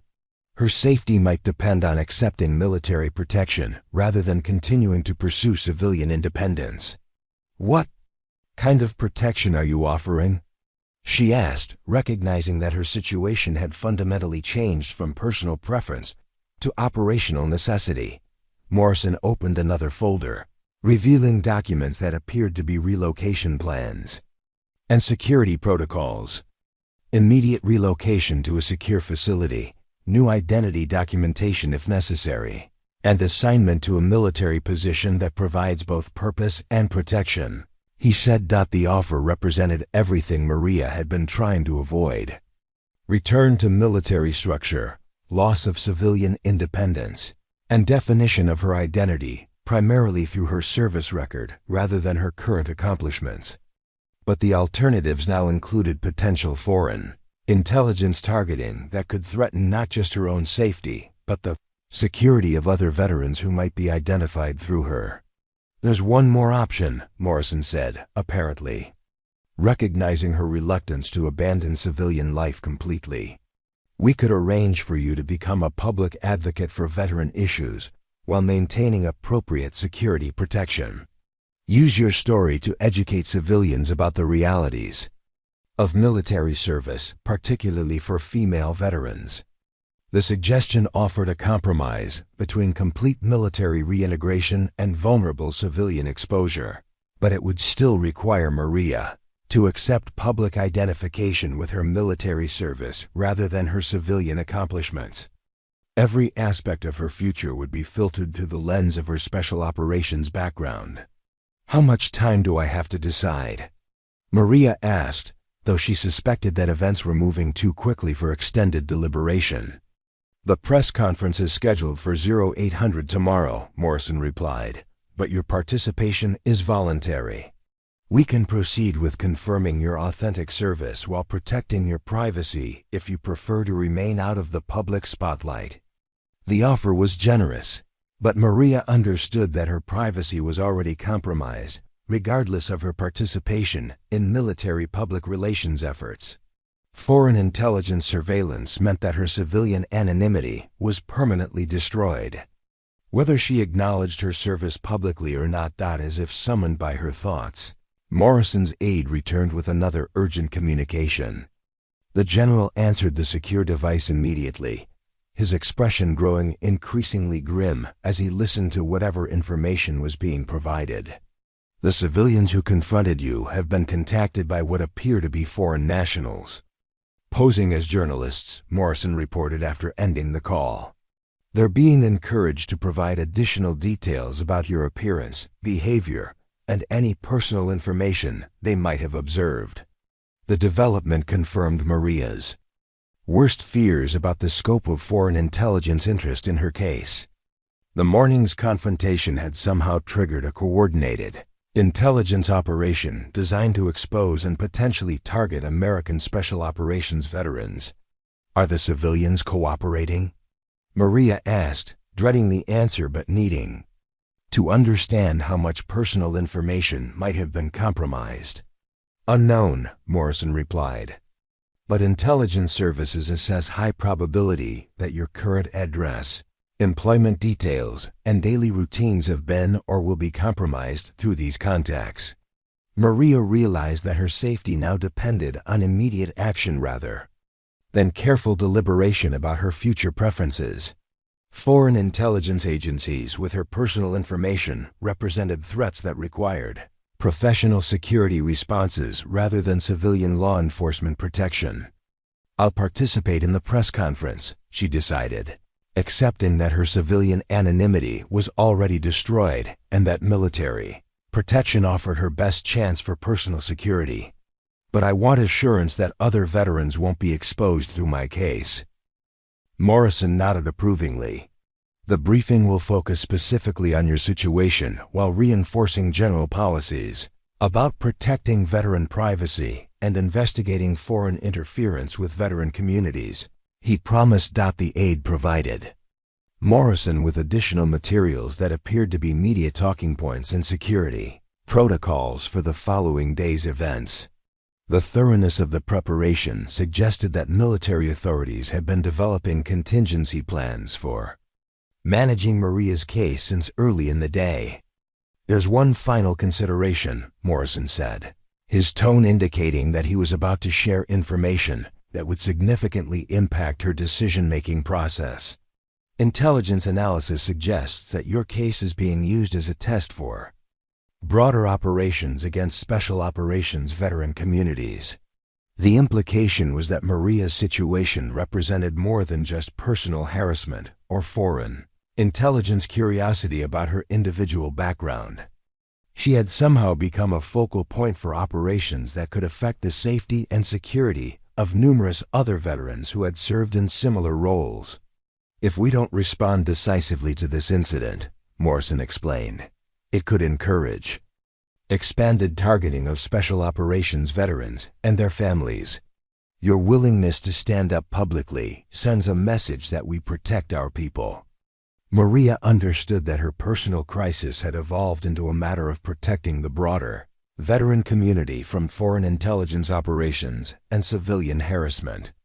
Her individual preferences about privacy and civilian anonymity were now secondary to collective security concerns that affected people who had served alongside her in dangerous operations.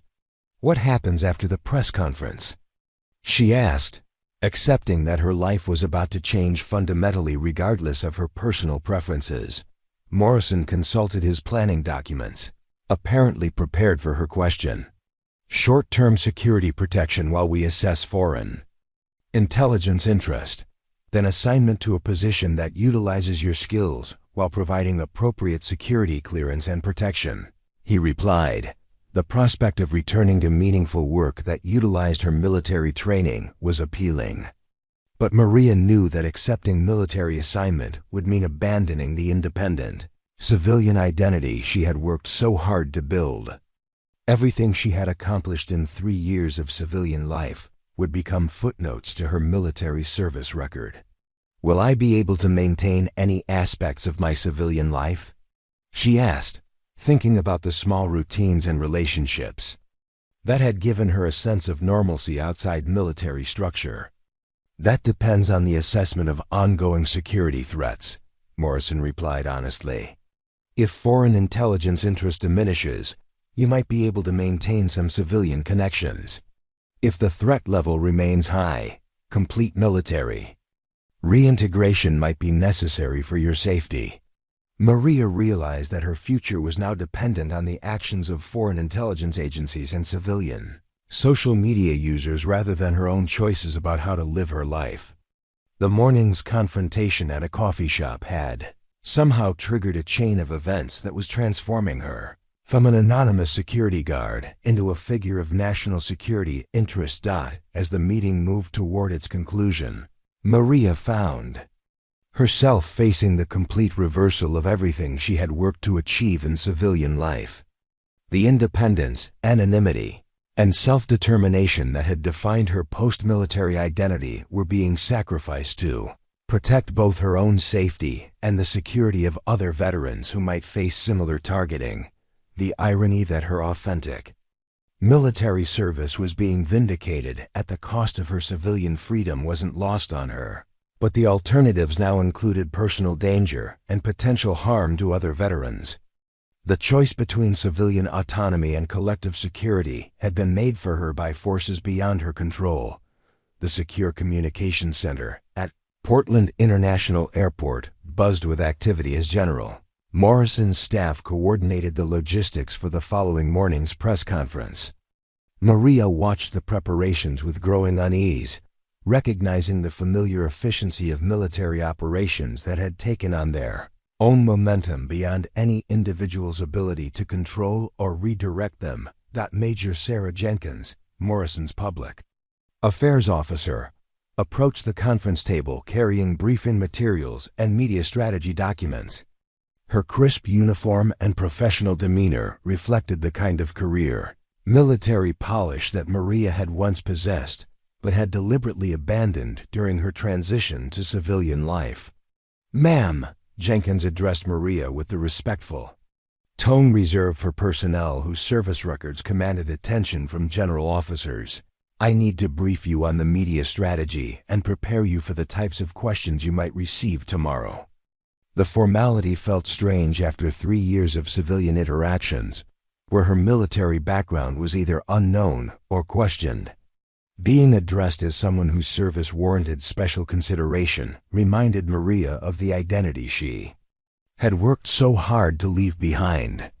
"The primary objectives," Jenkins continued, consulting her notes, "are to establish your authentic service record, address the stolen valor accusations definitively, and send a clear message about military support for veterans facing civilian harassment."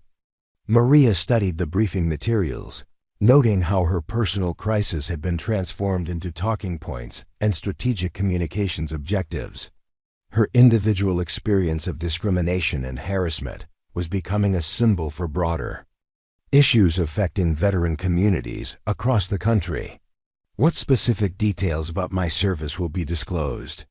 Maria asked, concerned about the balance between vindicating her authenticity and protecting operational security that remained classified. Jenkins consulted additional documents that appeared to contain legal guidance from military attorneys.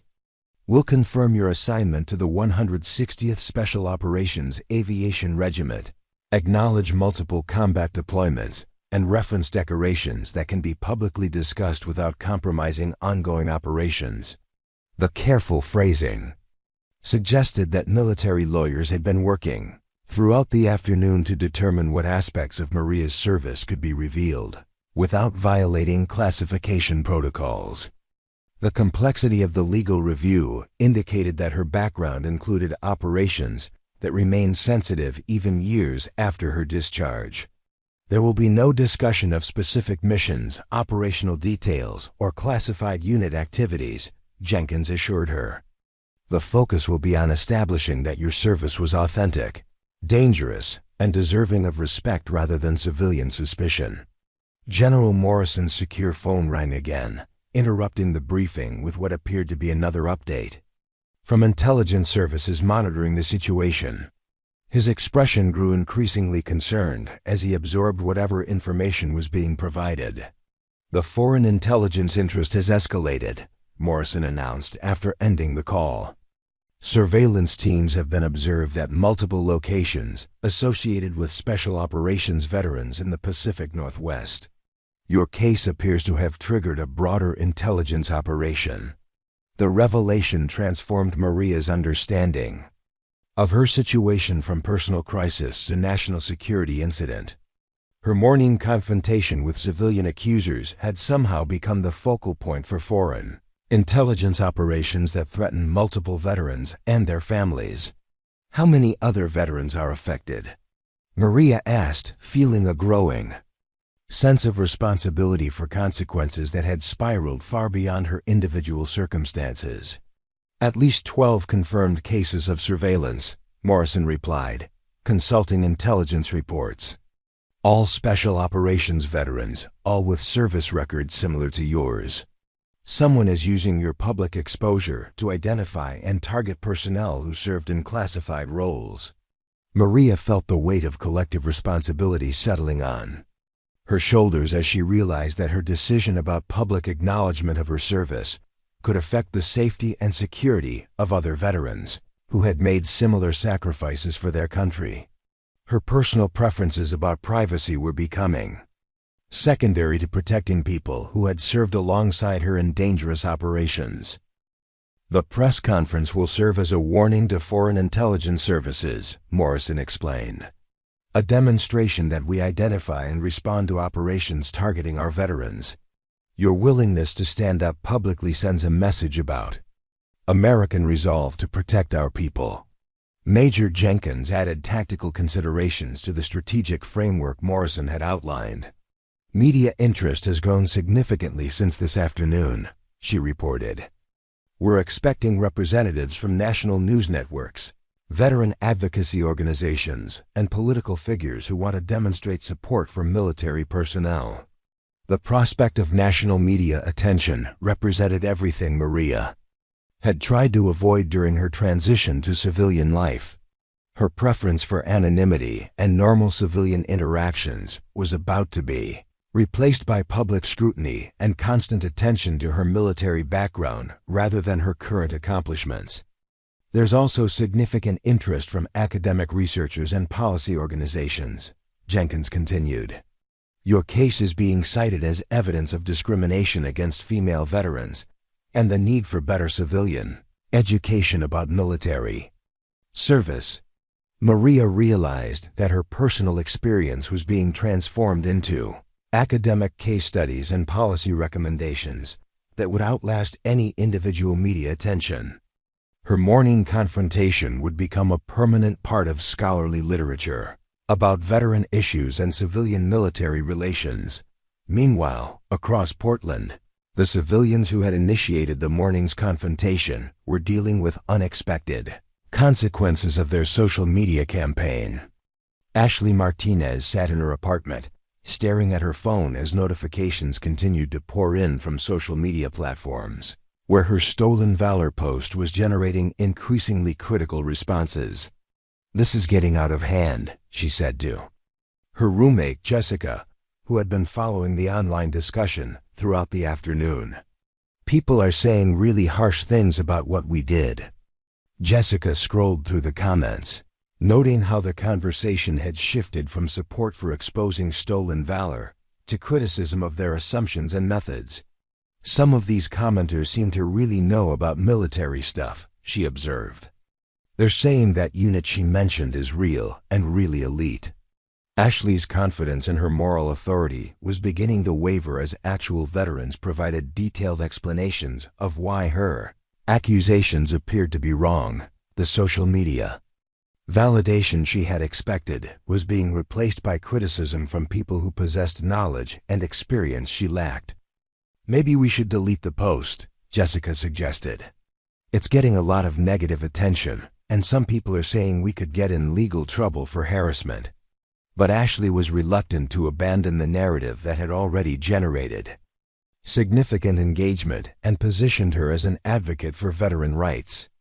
"We did the right thing," she insisted, though her voice lacked its earlier conviction. "Even if we were wrong about this specific case, raising awareness about Stolen Valor is important."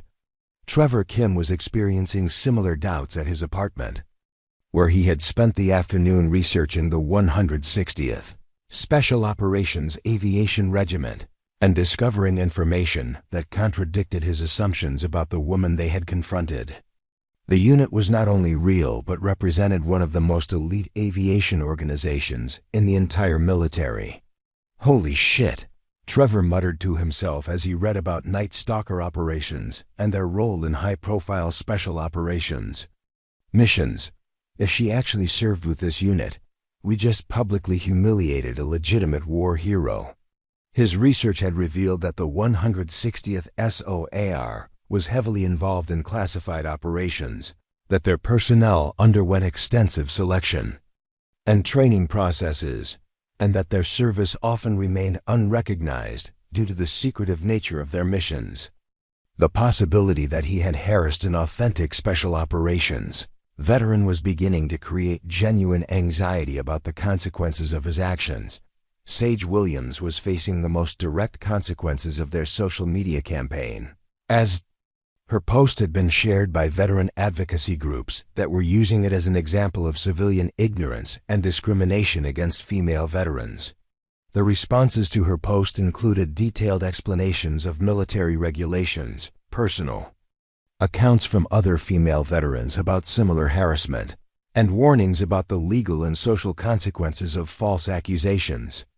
"I'm getting tagged in posts by veteran groups," Sage told her boyfriend David as she scrolled through increasingly critical responses to her Stolen Valor accusations. "They're using my post as an example of how civilians mistreat female veterans." David had been following the online discussion and was growing concerned about the potential consequences for Sage's reputation and career. Maybe you should apologize, he suggested. It looks like you might have made a mistake and people are really upset about it. But Sage, like Ashley, was finding it difficult to abandon a position she had taken so publicly and confidently. I still think she was acting suspicious, she maintained, though her arguments were becoming increasingly defensive rather than confident. Back at the airport, Maria was reviewing media strategy documents while considering the personal costs of accepting military protection and public acknowledgement of her service. Every aspect of her carefully constructed civilian life would be fundamentally altered by tomorrow's press conference. There's one more consideration, General Morrison said, apparently recognizing her internal struggle about abandoning civilian anonymity.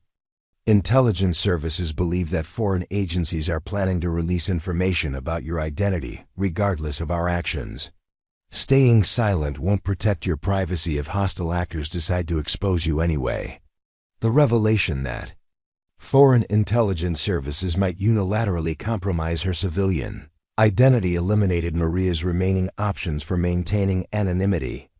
Whether she cooperated with military public relations efforts or not, her background was apparently going to become public knowledge through channels beyond her control. What kind of information are they planning to release? Maria asked, though. She dreaded learning how much her carefully guarded privacy had already been compromised. Morrison consulted intelligence reports that appeared to contain specific details about foreign intelligence capabilities and intentions. Personal information gathered through surveillance.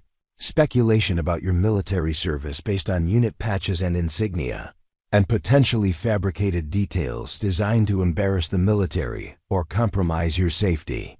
The prospect of foreign intelligence services releasing false information about her service record added another dimension to Maria's dilemma. Not only was her privacy being destroyed, but her reputation and the authenticity of her military service could be undermined by deliberate misinformation campaigns designed to serve hostile propaganda purposes. Military acknowledgement of your authentic service creates an official record that counters any false information foreign agencies might release, Morrison explained. Your story becomes protected by documented facts rather than vulnerable to speculation and fabrication. Major Jenkins added practical considerations to Morrison's strategic arguments. The media strategy includes providing sufficient detail to establish credibility while maintaining appropriate classification protections, she said.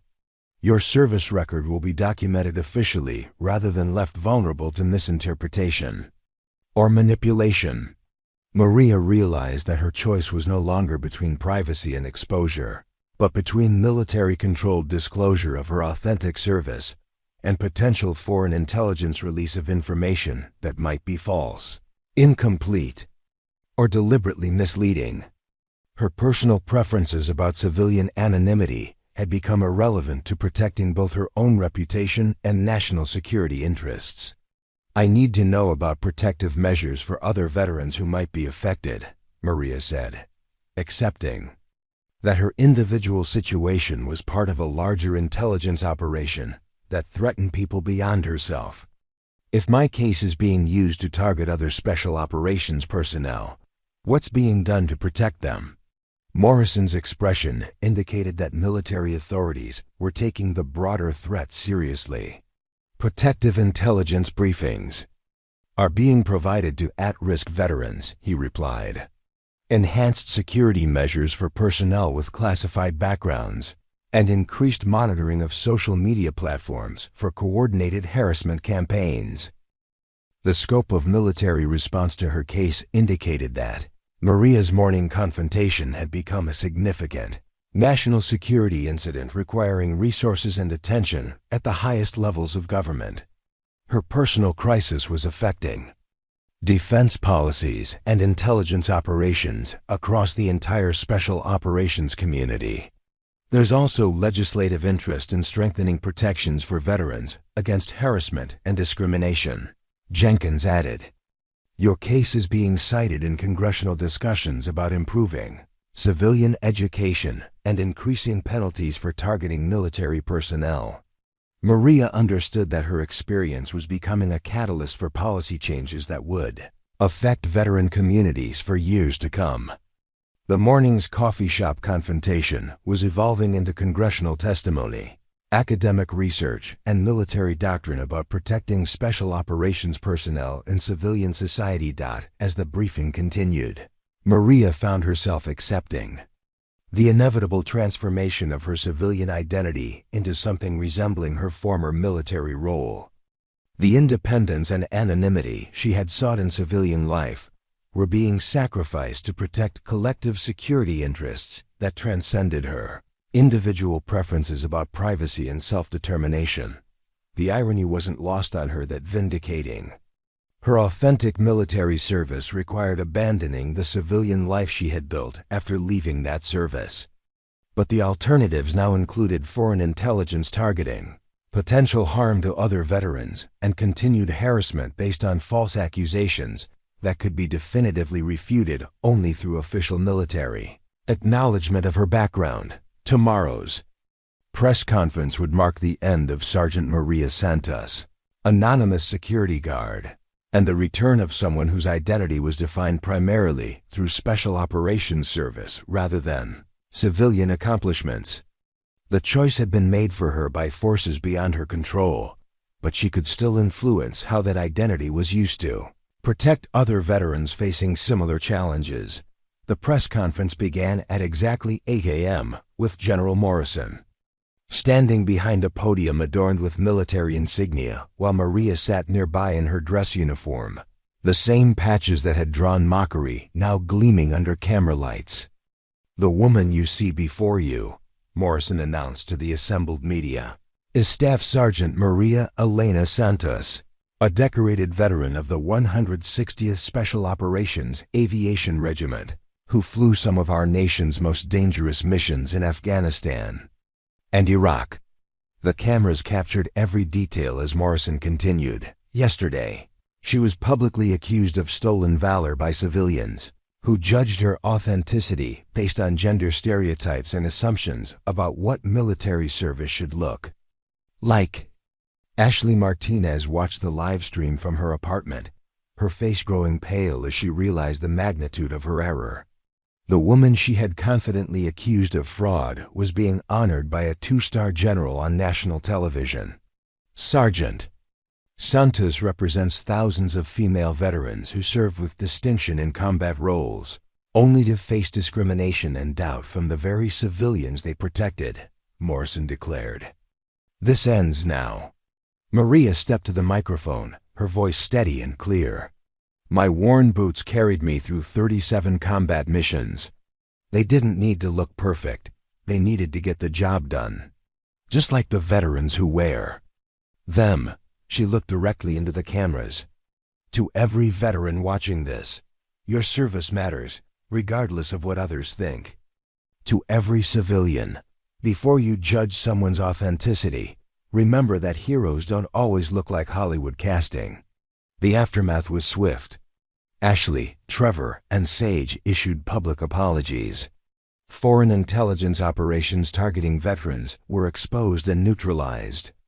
Maria became a national advocate for veteran recognition. 6 months later, she stood in the same coffee shop, now wearing a Veterans Affairs official uniform. Brooklyn, the barista, served her with obvious respect. "Your usual, Colonel Santos?" Brooklyn asked with a smile. "Remember, real strength often walks quietly among us, sometimes in worn boots that have traveled farther than we can imagine." Have you ever misjudged someone who later proved their exceptional worth? Share your stories below. Subscribe for more incredible tales of hidden heroes. And remember, authentic courage rarely announces itself.